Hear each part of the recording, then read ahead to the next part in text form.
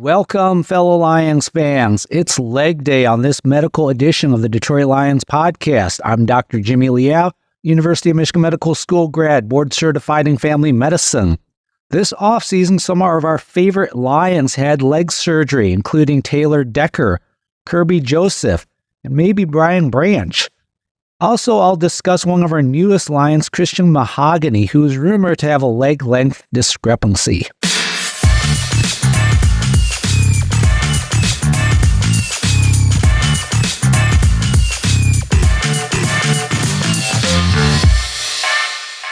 Let's get things started with Taylor Decker. Jeff Risdon, on April 16th article on Lions Wire, had a direct quote from Taylor Decker regarding his surgery. He stated he had a deltoid repair and a sesamoidectomy with a tendon transfer and a couple bone spurs. Thank you, Taylor, for giving us surgical details. Lots to unpack in that little quote, so let's get to it. The first thing he mentioned is a deltoid repair. This is not the deltoid muscle in the shoulder. This is the ankle deltoid ligament, which is on the medial side of the ankle, which can be hurt with an eversion mechanism, the same mechanism as a high ankle sprain. I believe he injured this in week 1 versus the Chiefs. He finished the game, but was seen after the game in a walking boot and missed the next 2 games. Did not miss any games the rest of the year. On my Twitter highlights, I have a video of him in that week 1 Chiefs game getting rolled up on by Jared Goff, causing his left ankle to evert. Can't say for sure that was the actual injury, though, as there are a couple other plays where it looks like he got rolled up on as well. He's fortunate he didn't fracture his fibula, as that can be associated with a deltoid ligament tear. So what's the prognosis going forward? It should be good with this. I don't have any major concerns here. Often patients don't even get this deltoid ligament repaired and they do fine. And Taylor Decker did play the entire season with it. As with any injury, though, things may never quite be the same, especially if it was severe enough to require surgery. The second thing Taylor Decker mentioned is a sesamoidectomy, which means a sesamoid bone was removed.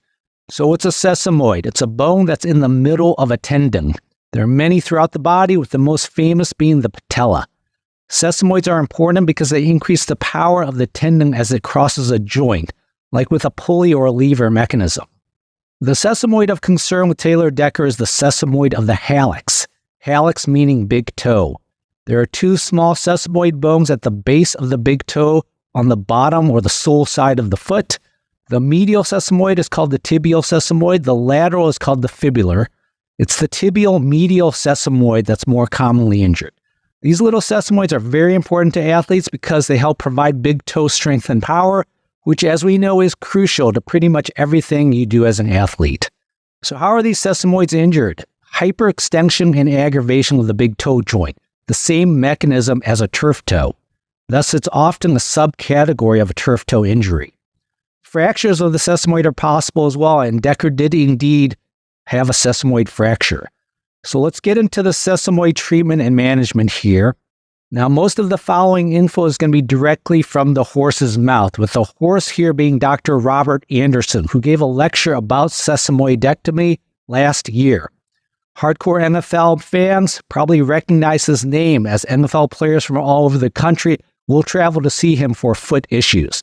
He's the pioneer of the sesamoidectomy surgery and was the Packers team orthopedist the past 6 years. But like any well-adjusted normal human, though, he could only stand being around the Packers for so long, so he said, fuck this shit, and left. Currently, he's in North Carolina. So when there's a sesamoid injury, and in Decker's case a fracture, usually you'll try conservative management, which means non-surgical. That can involve casting for 6 to 8 weeks. But if conservative management fails, you can try a sesamoidectomy. Decker mentioned a tendon transfer. That's a procedure that's directly related to the sesamoidectomy. When you remove the sesamoid, you have a soft tissue gap there. Thus, the surgeon will move the abductor hallucis tendon to help fill the gap, and that might help restore some power to the big toe as well. What's the recovery timeline for Decker? About 12 to 16 weeks. Our season ended on January the 28th. He might have tried conservative management for 6 to 8 weeks, which would have put his surgery around the end of March.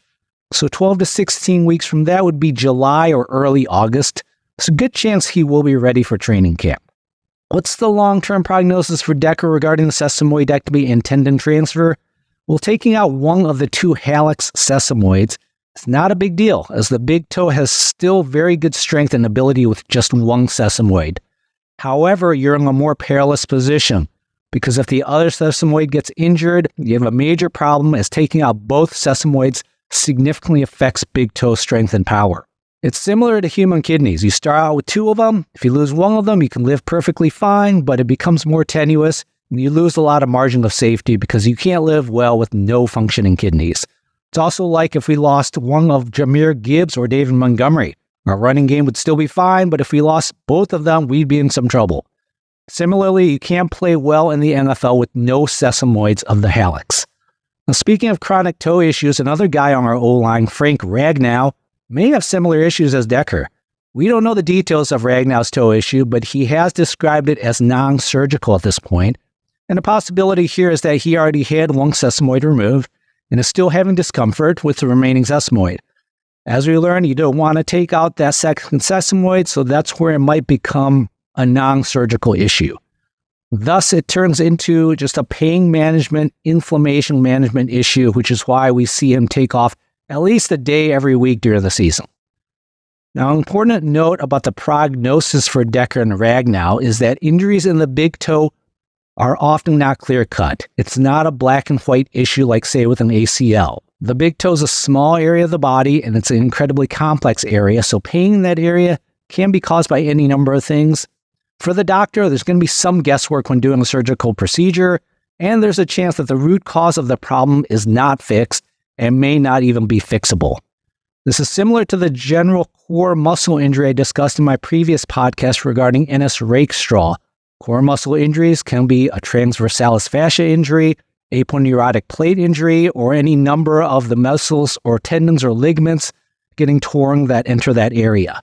The key thing to know is that when we hear about a player getting surgery, it's easy to assume that things are black and white, the issue is fixed, and the player's back to normal, but often it's not that simple. Decker did state that he felt great after the procedure, though, which is an optimistic sign that his procedure did address the problem, but we'll know more, and he'll know more as he starts getting back to playing actual football. The third thing that Decker described was bone spurs. These are growths of bone, often existing bone, that look like little spiky hooks, hence the name spurs. Now, normally bone doesn't just keep growing in the body, otherwise we'd all be 6'7", 350 pounds like our fourth rounder Giovanni Manu. But if a bone is constantly irritated, it can inappropriately grow, sort of like a skin callus. A common cause of bone spurs is arthritis at a joint, and one way we determine if you have an arthritis from an x-ray is the presence of bone spurs. Another cause of spurs is when soft tissue attachment to the bones are chronically inflamed. A heel spur due to plantar fasciitis is an example, and maybe that's what Decker has. Bone spurs are not a good thing. They don't appear to serve any purpose, and if they get too big, they can cause discomfort by themselves. This is an example of the body responding inappropriately and inadvertently harming itself, like with acute respiratory distress syndrome, autoimmune issues, or even simple allergies. With Taylor Decker, we don't know exactly where in the foot, ankle the bone spurs are, but it's a sign there is some kind of chronic condition going on. So what's the prognosis for this going forward? Well, removing the bone spurs can help with discomfort, but it doesn't fix the underlying issue, whether it's arthritis, fasciitis, or whatever. Thus, there is a long-term chronic issue that could affect his play in the short term and even shorten his career in the long term. So that's the breakdown of Decker's surgeries. How does this impact the Lions going forward? He's in the last year of his contract and is a young restricted free agent after this season and will play this next season at age 31. The toe injury with sesamoidectomy and the chronic issue that's causing the bone spurs could affect his play and could shorten his career going forward. So if the Lions want to keep him beyond this year, which it sounds like they want to, they need to be careful about giving him too much guaranteed money. They should try to push more of his salary into playing time incentives, active roster bonuses, but obviously Decker is going to try to push money into injury guarantees. So this is where negotiations can get tricky. And a team and a player might not be able to come to an agreement even if they both agree on the total yearly salary compensation. Next, let's move on to Kirby Joseph, who had hip surgery. Won't be cleared until training camp is what he says. Unlike Decker, though, we don't have specifics on the surgery, so we'll just speculate for now. He had a right hip injury in Week 2 versus the Seahawks. He was limping immediately after the play, finished the game, but missed the next 2 games. Can't say if it was an acute injury or if it was an aggravation of a chronic hip issue. We also saw him laboring at the end of the Bucs game in Week 6. Many of you astutely recognized that and pointed that out to me on Twitter. Maybe that was related to the hip. So what are the concerns here? A hip surgery makes me worry about cartilage issues like a hip labral tear. What's a hip labrum? That's a ring of cartilage at the hip joint. Is this a long-term problem? If it's hip cartilage, then yes, cartilage does not heal well, if at all. So if there's cartilage damage, it's something that could start becoming a problem down the line. Does that mean 1 year, 5 years, 10 years? Who knows? Also, different humans have different predispositions to having hip cartilage damage. If the hip's too loose, it can increase the likelihood of damage. If it's too tight, it can increase the likelihood of damage. So it's possible that Kirby has an underlying anatomic issue that predisposes him to hip issues, which would be a chronic concern going forward. One of the best players in recent Lions history had his career ended with a hip issue, and that's DeAndre Levy. With all due respect to Chris Spielman, Levy is probably the best Lions linebacker I've ever seen. He was a Defensive Player of the Year level player, but in his last 2 years with us, he only played a total of 6 games. So a hip issue can be significant and can be unfixable. So hopefully the surgery for Kirby's hip has addressed the root cause of his symptoms. During the uniform reveal, he was dancing around and in great spirits wearing the all blacks, so I'll take that as a good sign. Now, speaking of the jerseys, how'd you guys like the new design? I thought they were fine, but I was a bit underwhelmed, especially with the blue jersey, which didn't say the name of the team anywhere. And while the white numbers on the blue jersey might make it much more legible on TV, which is great, they don't really fit the blue and silver color scheme, and it looks a little bit out of place to me. The alternate black and the road whites are much better, though. They have the team name on them, and the color scheme of the numbers is consistent and makes sense. As far as the sleeves, I definitely like that the WCF is gone, as I don't think the team owner's name belongs on the jersey. But I'm disappointed that the Lions name on the other sleeve is gone, as I thought that was a brilliant natural integration of the team name into a jersey design. The font is unchanged, which is fine, but it's not as good as the best font of all time, which is the previous Lions font, with its wavy letters, which match the flowing Lions mane on the logo really nicely. As far as the alternate black color, I'm fine with it, and the players really like it, which is great. But it's also nothing special, as a lot of teams use black as their alternates. I wish they would have updated the gray jerseys to something like a metallic silver or a gunmetal gray, which would have been much more unique, and a metallic look would have fit the roots of the city nicely. Enough about uniforms, let's get to Brian Branch. No details on this one, so we'll keep it short for now. He was seen with an orthopedic shoe, it looked like, on his left foot and riding a knee scooter so as to not bear weight on that left foot. Suspicion for left foot surgery. He's at least partially non-weight bearing, which suggests it's at least somewhat significant, but contextually, the fact that he was in good spirits and mingling publicly at the draft suggests it's probably not a season ender or anything too serious. Looking at the injuries of his from last season, he had a suspected right high ankle sprain in Week 4 versus the Packers, missed the next 2 games, which were the only games he missed all season. Also, he had a right wrist injury later in the season. No indication of any kind of left leg injury. So we don't know if this is something related to an injury during the season or something that happened in the offseason. It could be either. Maybe we'll get some more details at the Lions' next OTA, which starts in a couple weeks on May 21st. All right, now let's get to one of our newest Lions, Christian Mahogany, 6th-round pick, offensive guard out of Boston College. Rumored to have a leg length discrepancy. Chris and Riz mentioned this as a possibility in one of their recent podcasts. I'm going to go deep into this one, which will help demonstrate the complexities and uncertainties that a doctor often has to deal with. So let's get into the issues. First issue, it's difficult to do an accurate measurement of leg length. The initial screening test is a block test where you put blocks under one foot until the hips are level. As you can imagine, there's going to be some margin of error, and the skill of the tester can definitely affect the results. If your pelvis is slightly rotated, if your back is slightly rotated, it can throw off the measurement.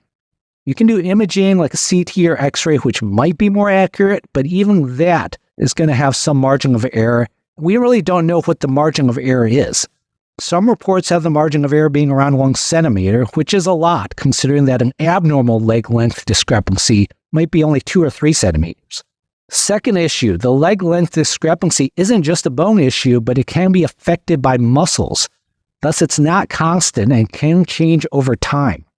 Hip, knee, ankle muscle tightness or weakness, like say due to an injury, can cause leg length discrepancy. Over time, if the muscle strengthens or relaxes or just gets back to normal, the discrepancy might disappear. Thus, the discrepancy can be a transient phenomenon.